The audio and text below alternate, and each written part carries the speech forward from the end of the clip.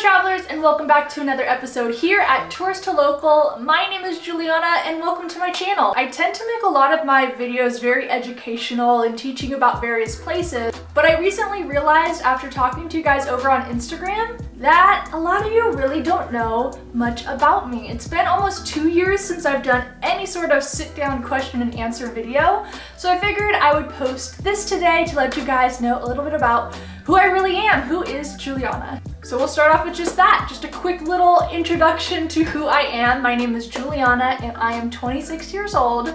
I am from Northern California. I started YouTube in 2014 when I was filming my study abroad journey in Viña del Mar, Chile, and have been on here ever since. Along the way, I realized I just love to help people have memorable vacations, so I started to do more educational videos to show people how to visit different countries and just how to travel in general. I realized that travel isn't always easy, and I wanted to show people how you could do travel in various different ways, whether you're working full-time and you only have vacation days. I also worked in a hostel, I did 2 contracts on a cruise ship, I even lived in Mexico for 2 years, so I've gotten to see the world in a couple different ways. And my main goal is just to show people how to do it. And it's been such a fun journey to document. Over on my Instagram, at Tourist to Local, I asked my followers if they had any questions for me. So in this video, I'm gonna be sharing some of the questions I got.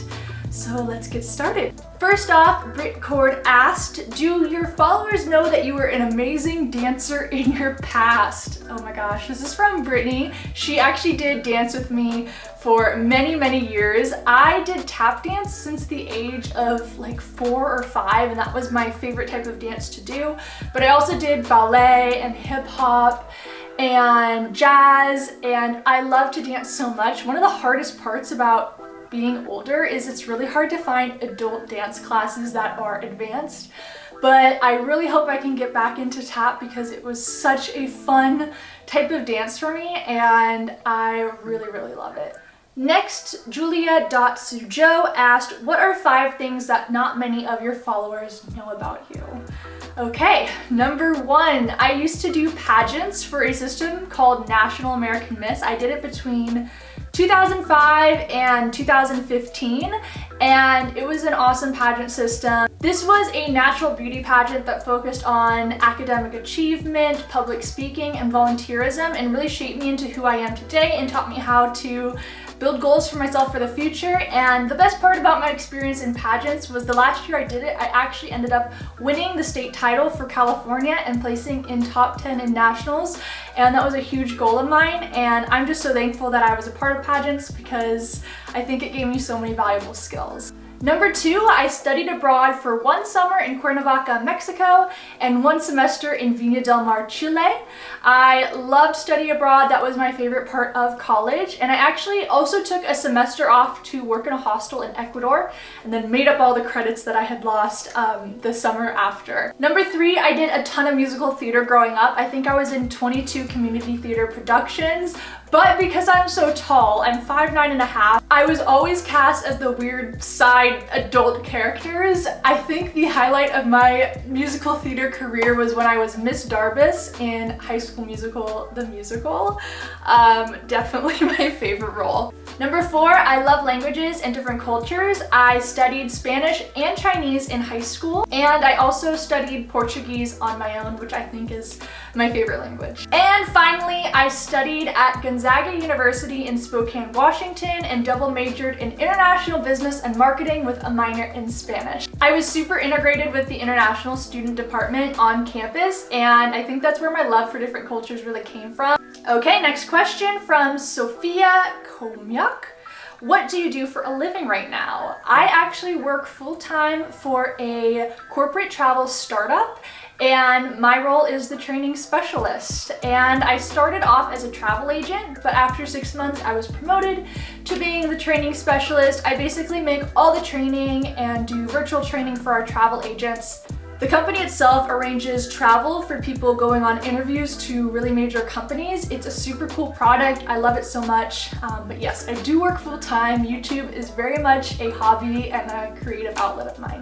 All right, next Jessica Wiley asked, How have you been doing through long distance? For those of you guys who don't know, Martín and I, my husband, are actually apart right now. It was totally not what we expected to happen. After our honeymoon, we came to my parents' house for one night, and then the next day he went to Mexico to go do his visa appointment for him to move to the United States. We're doing the K1 fiance visa, which I'm making a whole video about that journey so far. And because of the recent pandemic, we actually had the appointment canceled. So he's still in Mexico and I'm still at my parents' house, and we were apart now for 2 months. What we really anticipated to only be 2 weeks because we thought this interview was gonna happen. It's been very difficult, not going to lie. I've been doing YouTube, editing videos and all that to kind of keep my mind busy. But we've both been really productive. We call each other almost every night and watch 90 Day Fiancé all the time together. And I'm hoping that when things get better, I can relocate to Mexico to be with him until the new interview happens. One weird thing though, is we've done long distance before, but this has been totally different. It's been the longest time we've ever been apart, but also I'm not worried at all because we are already married. We had our symbolic marriage in February, so I guess that takes a lot of the pressure off of things. And yeah, we've been good, but of course, kind of a terrible situation. Melwin Meister asked, do you play a musical instrument or sing? I actually play piano and guitar. I took piano all through junior high and high school, and then self-taught myself guitar. I definitely wouldn't consider myself a great singer though, but I do keep a tune. I had to sing a lot in musical theater. My sister is a phenomenal singer though. She's really good. And secretly, I do really want to take voice lessons at some point when things aren't so crazy, because I'd really like to get into community theater again and get some good parts that aren't the weird side character. Papanard asked, what's your next trip? When things get better, like I said, I'm gonna go to Mexico again and just wait things out until our visa for my husband gets approved, and then we'll move to the US. I am also hoping, fingers crossed, to do a cruise when the cruise industry is back. I really want to record a video showing how cruises are, like how the first cruise back is, because I think people are going to be really interested in that. So I might do that with my mom, but nothing in the books as of now. Okay, Cassandra said, how did you know you wanted to work in tourism? I actually came from a family with a long line of flight attendants. My mom was a flight attendant, my uncle, and my grandma, so I kind of already knew I wanted to work in tourism because I loved hearing their stories. Also, whenever I would travel as a kid, I would get so attached to the tourism industry and like the places I went in the weirdest way. So like I went on a cruise when I was, I think 10. It was the Zaandam with Holland America.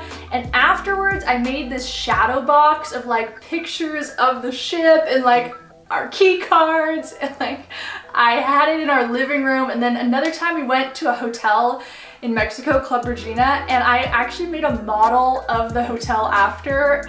I was really weird, but I like had this fascination with tourism, and I always wanted to work on a cruise ship. That was the big thing because it just seemed so cool. And for me, I just love to meet other people and help them feel welcome. Travel, like you make so many memories, and I want everybody to have a good time whenever they visit whatever hospitality attraction I work in. So I think like I just really like to meet people, and that's why I wanted to work in tourism. Okay, the Afdeck asked, what is something you and Martín want to achieve in the next 5 years? The biggest goal at the moment is to get Martín's citizenship in the United States. We've been waiting, 14 months for the interview for him to be able to marry me legally in the United States, so it definitely took a lot longer than we thought. We also will have another year or maybe longer now that we're waiting for the green card to arrive after he's in the US. And then from there, we'll have 3 years till citizenship. So that pretty much books us up. That is our 5-year goal. But I also have a huge goal to buy a house. Eventually, I'd love to have a house in California and Puerto Vallarta. So I've been working a lot on my personal finance and trying to save for that. and I'm feeling really optimistic, and it's a huge goal I have right now. Okay, Ken Abroad asked, what's been your scariest moment while traveling? Ken Abroad, I actually met while in Singapore. We were filming a video and he walked by, he's like, I do YouTube too. So shout out to you, you're the coolest. What has been the scariest moment while traveling? Well, I actually made a video about this. I studied abroad in Chile, and during my first 2 weeks, I got both robbed and hospitalized. It was nuts. It was the scariest thing of my life. They were two separate incidents. I had gotten robbed at a bus stop while I was waiting to go to school. I had my backpack next to my feet and some kid ran by with it and stole it. I lost a ton of money, all my credit cards, laptop, and some other valuable things. And then a week later, I got the worst fever of my life. I actually had to get hospitalized because I was like code red. Still really don't know what it was, but they gave me a IV and I was so scared because I didn't have money to pay for all this. But luckily I lived with a host family that was able to spot me, and for that I am forever thankful. It was such a scary experience, but also taught me the kindness of strangers. Olivia Winecoop asked, what's your biggest accomplishment? And I definitely think it was working on a cruise ship, which is crazy because in the time I was doing it, I was so stressed out and like just wanted to get away from it all. But looking back, it was truly one of the best experiences of my life. I met my husband that way, and I am just forever grateful I had the opportunity. Not many Americans work on cruise ships, so I had such a unique experience. Don't get me wrong, it was the hardest work I've ever done in my life, but it was a goal I had since I was a kid. So the fact I was able to do it and accomplished it, got to see so many amazing places and really turned me into a better worker, I'm forever thankful, and I just wish I could go back and do it all again. Martini Gomez, my husband, asked, top 3 cities in Mexico. Number 1, Puerto Vallarta. I will say it time and time again, it is the most magical place on earth in my eyes. I lived there for a year, actually less than a year. I have a bunch of videos about that. And it was just the perfect mixing pot of culture, and I'll get to that. Basically, Puerto Vallarta is a tourist town, but it is nothing like Cancun or Cabo where tourism's destroyed the place. I think it's the perfect mix of local culture while also embracing other culture. There's a ton of retirees and expats that live there, and they just have such an appreciation for Mexico, and that celebration of it is just so evident in all the activities that the city puts on. I love it. It is so safe. It is so clean. The downtown, it hasn't been completely destroyed by tourism, and it's just so beautiful. Plus the people there are so kind. My first viral video ever was when I filmed it in Puerto Vallarta, and you guys seem to always like those videos. It has such a strong community there, and I would just do anything to go back. I would love to live there one day, and hopefully I can. I just hope it never ever changes. Number 2, I would say San Miguel de Allende, also for similar reasons. I love the mix of culture there, and it's just a beautiful place. And then lastly, Tasco. Such a unique town. All the buildings are white with red rooftops. It looks like you're in Greece almost, and it's definitely a place a lot of people don't know about. And I have videos on all 3 of those places, so check them out on my channel. Maurice Stallion asked, what is your dream trip? Japan, but when I go, I want to go for a long time. I had a Japanese exchange student in high school, and she just made me want to visit so bad. Martín and I both have that as our top place to visit. I want to go for 2 months. I love the food, I love the culture, and I think that Japan would just be one of the most amazing experiences, so hopefully that's coming up soon. And lastly, Olivia Winecoop asked, if you knew you were going to die in a week, what would you do? So I actually just organized all my hard drives the other day, so I feel like I would send all my hard drives to an editor who can work really fast and make an amazing production. And while he's doing that, I would take all my family and friends on a cruise, a really nice cruise, maybe Holland America or I don't know, Celebrity, and we'd go on a week cruise. I don't even care where, because in my opinion, a cruise is the best experience. It's heaven to me because you get so much food, the activities, and I know that would be the best way to spend my last week. And then on the last night, the video editor would send me the video of all my memories that I have on all my hard drives and make a montage of my life, and we would premiere it on the Lido deck. We'd have a screen and we'd just watch it under the stars, and that would be my last day. So That was a kind of morbid one to end on, but hey, that's the end of this segment. I hope you guys enjoyed this video and it helped you to get to know me some more. So I'm Juliana, thanks so much for watching. Make sure you subscribe. It really means the world to me when you guys do that, and it makes me so excited to see the numbers go up. I just can't believe people are actually watching this. Also, stay tuned for a giveaway coming in the next couple weeks to thank you guys for all of your support. Love you guys so much. So long, travel well, and make the world your neighborhood. See you guys next time. Bye!